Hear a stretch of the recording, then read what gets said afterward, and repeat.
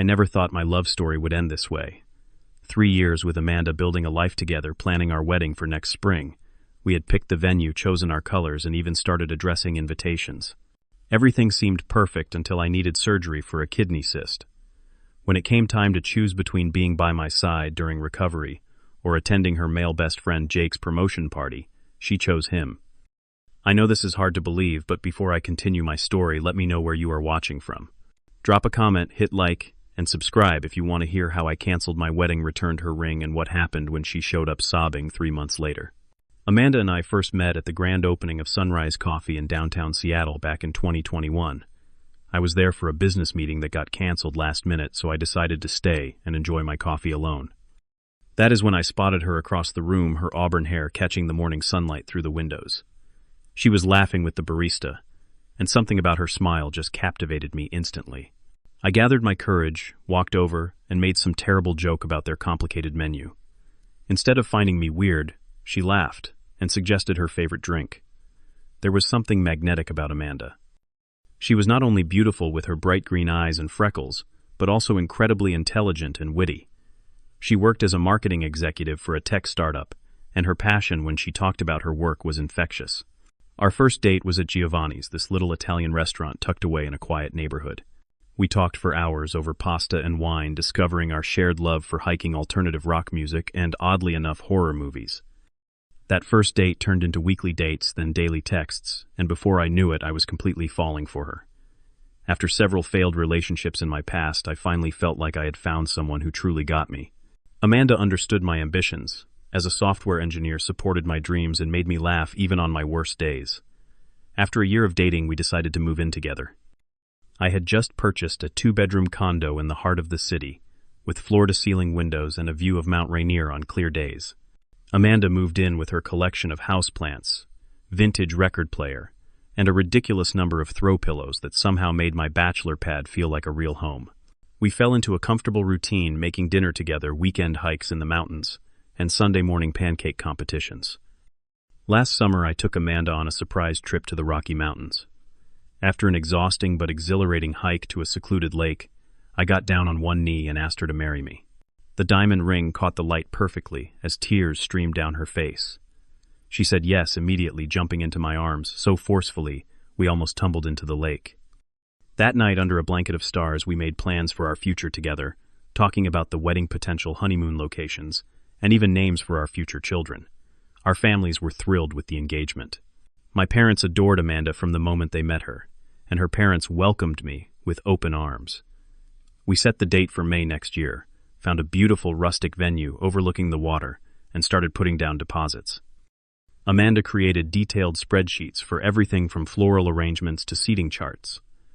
I had never seen her so excited about anything before, and her happiness made me even more certain that I had made the right choice. Everything was going perfectly until Jake came back into the picture. Jake was apparently Amanda's best friend from college, someone she described as her rock, during a particularly difficult breakup in her sophomore year. He had been traveling throughout Asia for the past 2 years, teaching English and, as he put it, finding himself. Now he was back in town and eager to reconnect with old friends, particularly Amanda. I still remember the first time I met Jake at the rooftop bar downtown. He was tall, athletic, with perfectly styled dark hair, and an easy confidence that immediately put me on edge. The way he hugged Amanda a bit too long, the inside jokes they shared, and especially the way he looked at her when he thought no one was watching, all set off alarm bells in my head. But Amanda assured me repeatedly they were just friends, that their relationship was completely platonic, and I should not be the jealous type. Wanting to trust her and not seem insecure, I pushed down my concerns. Over the next few weeks, Jake became an increasingly common presence in our lives. Amanda started meeting him for lunch near her office, texting with him constantly, and bringing him up in nearly every conversation. When I gently expressed my discomfort, Amanda would get defensive, accusing me of trying to control who she could be friends with. Not wanting to come across as possessive, I backed off, but the uneasy feeling never quite went away. Around this time, I started experiencing persistent pain in my lower abdomen. At first, I dismissed it as nothing serious, maybe just stress or a pulled muscle from the gym. But when it continued for weeks and began to wake me up at night, Amanda finally convinced me to see a doctor. After several tests and a concerning ultrasound, the diagnosis came back. I had a large kidney cyst that needed to be surgically removed. Dr. Richardson explained that while the cyst was not cancerous, its size and location were causing problems and could potentially damage my kidney if left untreated. The surgery would require general anesthesia and at least a 3-day hospital stay followed by 2 weeks of limited activity at home. He walked us through the procedure, potential complications, and recovery process. Throughout the consultation, Amanda held my hand tightly, asking thoughtful questions about my care and recovery. On the drive home, Amanda reassured me everything would be okay. She promised to take time off work to help care for me after the surgery, to be there when I woke up from anesthesia, and to handle everything so I could focus on healing. Her support meant everything to me in that moment of vulnerability and fear. With Amanda by my side, I felt like I could face anything, even the prospect of my first major surgery. 2 weeks before my scheduled procedure, Jake announced he was throwing a massive party to celebrate his recent promotion at work. He had landed a prestigious position at a major marketing firm, ironically a competitor to Amanda's company. The party was set to be the networking event of the season, with executives from several major companies in attendance.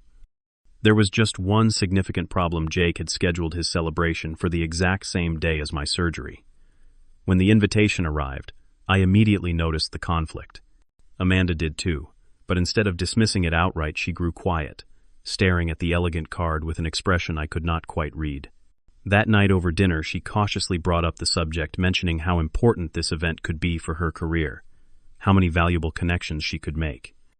I listened in disbelief as she began constructing an elaborate plan where she would take me to surgery, be there when I went under, then attend Jake's party for just a couple of hours, before returning to the hospital before I woke up. Our first argument about it was relatively mild.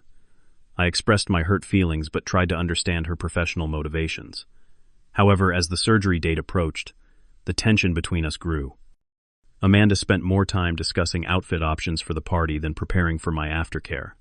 She started dropping hints about how brief my procedure would be and how I would probably just sleep most of the day anyway.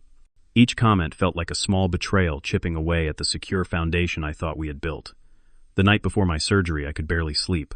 Beyond the normal anxiety about the procedure itself, I was increasingly worried about Amanda's priorities. As she lay beside me, scrolling through her phone with a small smile on her face, I wondered who she was texting so late. I wondered if I truly came first in her life, or if I had been fooling myself all along. With these thoughts swirling in my head, I finally drifted into an uneasy sleep, hoping that when it really mattered, Amanda would choose me. The morning of my surgery arrived with gray skies and a persistent drizzle that matched my mood. Amanda drove me to the hospital, but I could not help noticing she had spent extra time on her hair and makeup, and had a garment bag hanging in the back seat that clearly contained her outfit for Jake's party. Still, I tried to focus on staying positive, telling myself that her promise to be there when I woke up was what really mattered. The admission process was straightforward but nerve-wracking. Forms to sign, questions to answer, vital signs to measure. Throughout it all, Amanda kept checking her phone, responding to texts with rapid fingers and occasional smiles. As we sat in the pre-op waiting area, I heard her phone ring and watched as she stepped away to take the call. Although she tried to keep her voice down, I could clearly hear that it was Jake on the other end, excitedly talking about final party preparations and asking when she would arrive. Dr. Richardson came by for a final check and reviewing the procedure once more, and asking if I had any last questions. As he was explaining the recovery process, I noticed Amanda glancing anxiously at her watch. My stomach tightened, but not from surgical anxiety. Something was wrong. I could feel it. Just as the nurse arrived to take me to the operating room, Amanda suddenly leaned down and whispered that she needed to run to the office for an emergency meeting. She promised to be back well before I woke up from anesthesia, kissed me quickly on the forehead and squeezed my hand. Before I could even respond, she was gathering her purse and backing toward the door. The sympathetic look from the nurse told me everything I needed to know. This was not normal behavior from a loving partner on the day of surgery. As I was wheeled down the sterile hallway toward the operating room, a sense of abandonment washed over me. The last image I had before the anesthesia took effect was not of Amanda's reassuring face, but of the harsh fluorescent lights above, and the feeling that I was completely alone in one of the scariest moments of my life. I woke up hours later in the recovery room, disoriented and in considerable pain. The room was spinning slightly as I blinked against the bright lights, my throat raw from the breathing tube. As awareness slowly returned, my first thought was of Amanda. I turned my head, hoping to see her waiting beside my bed. The only person there was a nurse adjusting my IV. When I asked about my fiancée, the nurse gave me a sympathetic look and said no one was in the waiting room for me. Perhaps she suggested gently my fiancé had just stepped out for coffee or to make a call. I nodded, trying to ignore the sinking feeling in my chest. As the nurse helped transfer me to my hospital room, I kept expecting to see Amanda rushing down the hallway with apologies and concern. She never appeared. Once settled in my room, I reached for my phone on the bedside table. The surgery had taken longer than expected, almost 5 hours, and it was now early evening. Surely Amanda was somewhere in the hospital, perhaps just lost or waiting in the wrong area. I sent her a text. "Where are you?" "I am in room 412. Surgery is over." No response. 10 minutes later, I sent another. "Are you coming? I am awake now." Still nothing. I tried calling, but the call went straight to voicemail. With each passing minute, the knot in my stomach tightened. After an hour of silence, a physical therapist came by to help me take my first painful steps around the room, a necessary part of recovery. He asked if there was someone who could help me at home, and I found myself unable to answer with certainty. Where was Amanda? Why had she abandoned me on this day of all days? The questions swirled through my mind, intensifying the physical pain from my incision. By 9 o'clock that night, after numerous unanswered texts and calls, Amanda finally responded. The message was brief: "Sorry, got caught up. On my way soon." The casual tone, the lack of explanation, and especially the exclamation point, felt like a slap in the face. I called immediately, and this time she answered. The background noise hit me first: loud music, laughter, clinking glasses. She was definitely at Jake's party. When I asked where she was, Amanda gave a flustered explanation about getting pulled into an impromptu work meeting that ran long and then losing track of time. Her words were slightly slurred, suggesting she had been drinking. When I directly asked if she was at Jake's party, she hesitated before admitting yes, but swore she was just about to leave. She promised to be at the hospital within 30 minutes. Something made me ask her to send a photo of where she was right that moment. Perhaps it was instinct, or maybe just the medication making me bold. After some resistance, she finally sent a selfie. The image showed her in a cocktail dress, holding a champagne flute with Jake's arm clearly visible around her shoulders.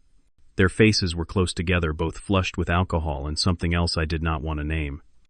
That photo confirmed every suspicion, every nagging doubt I had tried to dismiss about their relationship. I barely slept that night, lying alone in the uncomfortable hospital bed, dealing not only with the physical pain of surgery, but the deeper ache of betrayal. Amanda never showed up, eventually texting close to midnight that she had taken an Uber home because she was too tired and had drunk too much to drive safely. She promised to come first thing in the morning. Each message felt like another wound being opened. Around 2 in the morning, my phone buzzed with a message from Justin, a mutual friend who had attended Jake's party. Concerned that I had not been there, and having just learned about my surgery, he wanted to check how I was doing. Attached to his message were several photos from the evening sent with innocent intentions, but delivering devastating confirmation of my worst fears.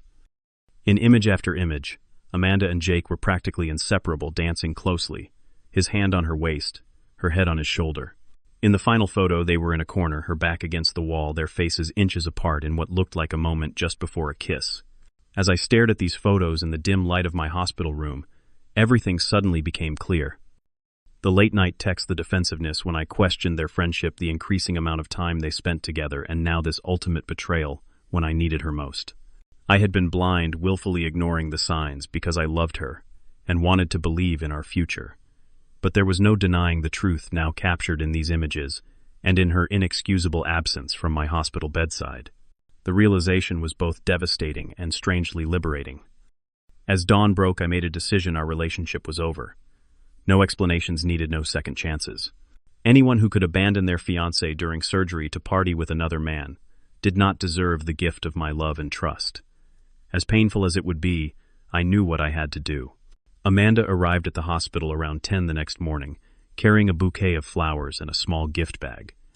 She looked terrible, with puffy eyes and smudged makeup, wearing the same clothes from the previous night, though she had thrown a cardigan over her party dress in a poor attempt at hospital-appropriate attire. Her entrance was overflowing with performative concern, asking nurses about my condition before she even reached my room, loudly proclaiming she was my fiancée, as if to establish her importance. When she finally entered my room, she launched into an elaborate apology words, tumbling out about terrible traffic, her phone dying, work emergencies, and a dozen other excuses. I remained silent, watching her performance with a strange detachment, as if observing a play where the actor had forgotten her lines and was desperately improvising. She placed the flowers on my bedside table, pulled out a small stuffed bear from the gift bag, and perched on the edge of my bed, reaching for my hand with tears in her eyes. I let her finish her monologue of excuses before speaking. Without emotion, I asked if she had enjoyed Jake's party. The question clearly caught her off guard, her rehearsed expressions of concern faltering for a moment before she composed herself. According to Amanda, she had only stopped by the party briefly out of obligation, spent most of the time networking for work contacts, and had been miserable the entire time because she was so worried about me. As she spoke, I reached for my phone, pulled up the photos Justin had sent, and without a word turned the screen toward her. The color drained from her face as she saw herself in Jake's arms, caught in moments of intimate connection that defied every explanation she had just given. She tried to grab the phone, but I pulled it back, scrolling through each damning image while maintaining eye contact with her. Amanda shifted instantly from contrition to defense, claiming the photos looked worse than reality, that she had too much to drink, that Jake had been overly affectionate, but she had rebuffed him. Her voice rose as her explanations became more frantic until a nurse poked her head in to check if everything was okay. The momentary interruption seemed to make Amanda realize how she sounded, and she lowered her voice to a harsh whisper as she continued to deny any wrongdoing. I had prepared myself for denials, but the blatant lies in the face of such clear evidence infuriated me. With a calmness that surprised even me, I said I wanted to see her phone. Her reaction was immediate, and telling she clutched her purse tighter and claimed her privacy was being violated. When I pointed out that I was merely asking, not demanding, and that her refusal spoke volumes, she reluctantly handed over her phone first, insisting on closing several apps. The text messages between her and Jake told a story that shattered any remaining illusions I might have had about our relationship. Their exchanges over the past months revealed not just flirtation but explicit plans to meet, secretly discussions about their feelings for each other. And worst of all, Jake repeatedly questioning why she was still with me when she clearly wanted to be with him. In one particularly painful exchange from just 2 days before my surgery, Amanda had told Jake she was only staying with me until she figured out the most strategic way to end our engagement. As I scrolled through message after message, Amanda went from defensive to desperate. She fell to her knees beside the hospital bed, sobbing that it was not what it looked like, that Jake had pursued her relentlessly, that she had been confused but still loved me. She blamed stress from wedding planning, claimed temporary insanity, and finally, when nothing else worked, tried to blame Jake entirely for seducing her during a vulnerable time. Her tears and pleading left me unmoved. Looking at this woman I had planned to spend my life with, I felt nothing but a cold certainty that our relationship was irreparably broken. With surgical precision, I informed Amanda that the wedding was canceled effective immediately. I requested the return of my grandmother's engagement ring, which suddenly looked obscene on her finger. I told her that by the time I returned home from the hospital, I expected her things to be removed from my condo, and that I would arrange for her mail to be forwarded. The shock on her face might have been comical under different circumstances. She had clearly expected tears, shouting, perhaps even a dramatic scene where I begged her not to leave me. My calm, businesslike approach to ending our 3-year relationship seemed to terrify her more than any emotional outburst would have. She began bargaining, promising therapy, offering to cut all contact with Jake, suggesting we postpone rather than cancel the wedding. When I remained unmoved, she shifted to anger, accusing me of overreacting to one mistake, of using this as an excuse because I had commitment issues.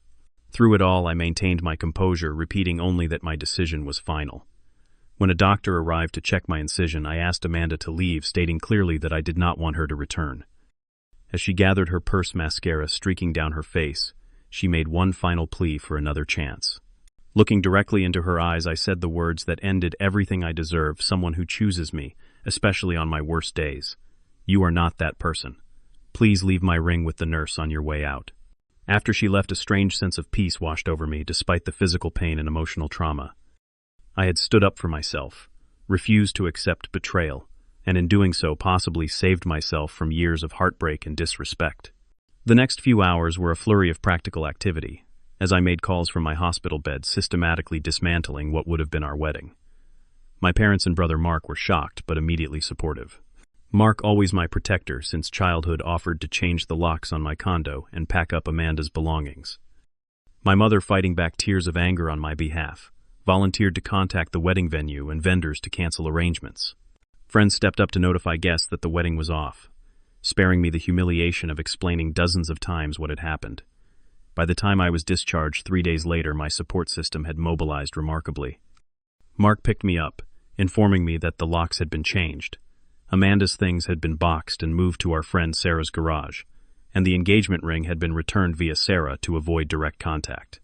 I had blocked Amanda on all social media platforms and instructed close friends to do the same, creating a digital barrier between our lives. Returning to the condo was both painful and liberating. Amanda's touches were gone from our once shared space. Her plants, photos, and collections removed so thoroughly, it almost seemed she had never lived there at all. In their place was a cold emptiness, a canvas wiped clean, but not yet repainted with new purpose. That first night alone was difficult, but as I lay in our now my bed, I felt the first stirrings of relief at having escaped a marriage that would have been built on such a fragile, dishonest foundation. The 3 months following my surgery and the cancellation of my wedding were a gradual journey from devastation to healing. The physical recovery from my procedure went smoothly, the incision healing cleanly into a small scar that would fade with time. The emotional wounds took longer to mend, but with each passing day I found myself thinking of Amanda less and focusing on rebuilding my life more. In those early weeks, I relied heavily on the support network that rallied around me. My brother Mark stayed with me for the first 2 weeks, helping with everything from changing bandages to grocery shopping. Friends rotated through with home-cooked meals, distracting conversations, and simply sitting with me through the hardest moments when grief would suddenly overwhelm me. I had always considered myself independent, but this experience taught me the invaluable lesson of accepting help when needed. On the recommendation of my doctor, I started seeing a therapist, Dr. Patil, who specialized in helping people through relationship traumas and major life transitions. Our weekly sessions became a safe space to process my anger, sadness, and lingering questions about how I had missed the signs of Amanda's infidelity. Dr. Patil helped me understand that trusting someone is not a weakness, and that Amanda's betrayal reflected her character flaws, not my judgment. These insights did not erase the pain, but they helped me carry it with greater understanding. As my physical strength returned, I threw myself into fitness, joining a new gym and hiring a personal trainer. The discipline of regular workouts gave structure to my days and released endorphins that combated the depression that sometimes threatened to engulf me. I found unexpected solidarity in a group of early morning regulars at the gym, men and women of various ages, who showed up day after day, each working through their own personal challenges. Their silent nods of recognition and occasional words of encouragement became an unexpected source of comfort. 6 weeks after the surgery, feeling restless in the condo that held too many memories, I booked a solo hiking trip to Oregon. The trip was both a physical challenge to test my recovering body and a mental reset. Climbing through ancient forests and standing on cliff tops overlooking the Pacific, I felt a sense of perspective that had been missing in the emotional chaos of recent months. Nature had continued its cycles regardless of my personal drama, and there was something reassuring about that indifference. I returned home with dozens of photographs, sore muscles, and a clearer mind. Work became another anchor during this transition time. I had always been passionate about my software engineering projects, but now I channeled even more energy into developing new applications. My focus and productivity earned me recognition at work, culminating in a promotion that would have once been celebrated with Amanda. Instead, I took my team out for drinks and accepted their congratulations with a newfound appreciation for professional achievements that stood independent of my romantic life. Gradually, I developed new routines and interests that were entirely my own. I signed up for guitar lessons, something I had always wanted to do but had put off. Every Tuesday night, I sat in a small music studio, fingers aching as I learned chords and scales, the concentration required, driving out all other thoughts. I joined a weekend hiking group, forming new friendships built around shared adventures rather than shared history. These new connections were refreshingly uncomplicated, free from the weight of my past relationship. As my internal landscape shifted, I realized I was no longer waiting to feel better. I actually did feel better. The sharp pain of betrayal had dulled to an occasional ache. I could pass by wedding shops without feeling sick. I could hear our song on the radio without immediately changing the station. Most importantly, I had stopped wondering what I could have done differently to prevent Amanda's betrayal, and accepted that her choices were never mine to control. Then one night in October, exactly 3 months after our breakup, my peaceful new routine was interrupted by an unexpected knock at my door. It was pouring rain, the kind of relentless Seattle downpour that turns streets into rivers and umbrellas into useless accessories. I was not expecting anyone, had not ordered food, and it was too late for package deliveries. Curious and slightly wary, I looked through the peephole and felt my stomach drop. Amanda was standing in my hallway, soaking wet and visibly upset. My first instinct was to pretend I was not home to turn away and let her stand there until she gave up. But something about her appearance so different from the polished woman I had known made me hesitate. Her hair was pulled back in a messy ponytail, her face bare of makeup and her clothes simple and slightly rumpled, nothing like the carefully curated outfits she usually wore. Before I could overthink it, I opened the door, but remained firmly in the doorway, not inviting her in. Amanda looked up at me with red-rimmed eyes, water dripping from her hair and clothes. She seemed shocked that I had actually opened the door, as if she had expected rejection before even trying. For a long moment we just stared at each other, 3 months of silence and separation stretching between us like a vast ocean. Then she began to speak, her voice hoarse, as if she had been crying for hours. The story poured out of her in broken sentences and half-finished thoughts. Her relationship with Jake had imploded spectacularly, just weeks after our breakup. The man who had seemed so perfect, so worth risking our engagement for, had revealed himself to be manipulative and unfaithful. After pursuing her relentlessly and convincing her to leave me, he had quickly lost interest once the challenge was gone. She had discovered he was simultaneously seeing 2 other women, both also former friends he had reconnected with upon returning to Seattle. As Amanda spoke, I felt a complex mix of emotions: vindication that Jake had shown his true colors, a tiny flicker of satisfaction at her pain, and then surprisingly genuine sympathy. Not because I wanted her back or forgave her betrayal, but because, as a human being, I understood the pain of deception all too well. I had experienced it by her hand. Now she was experiencing it by Jake's. The symmetry was almost poetic. Through tears, Amanda confessed that losing me had been the biggest mistake of her life. She claimed to have spent the past months in a fog of regret, realizing too late what she had thrown away for a fleeting infatuation. She spoke of missing our routines, our inside jokes, the security and respect of our relationship that she had taken for granted. When Jake discarded her, she said she finally understood the depth of pain she had caused me. She begged for another chance, promising therapy, complete transparency, and a lifetime of making up for her terrible mistake. She offered to sign a prenuptial agreement to wait as long as I needed to prove herself trustworthy again.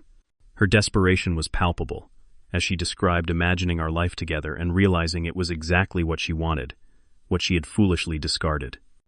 As I listened to her pleas, I was surprised to discover I felt no anger, no desire for revenge, not even the satisfaction I might have once imagined, feeling at seeing her suffer. Instead, I felt something unexpected: closure. Standing face to face with the woman who had once been the center of my world, I realized I had truly moved on. Her presence at my door did not unravel the healing I had done. If anything, it confirmed how far I had come. Gently but firmly, I told Amanda that I could not offer what she was seeking. The trust that had been broken could not be repaired, not because I was punishing her, but because once shattered, some things simply cannot be put back together in the same way. I explained that while I had forgiven her for my own peace of mind, forgiveness did not mean reconciliation.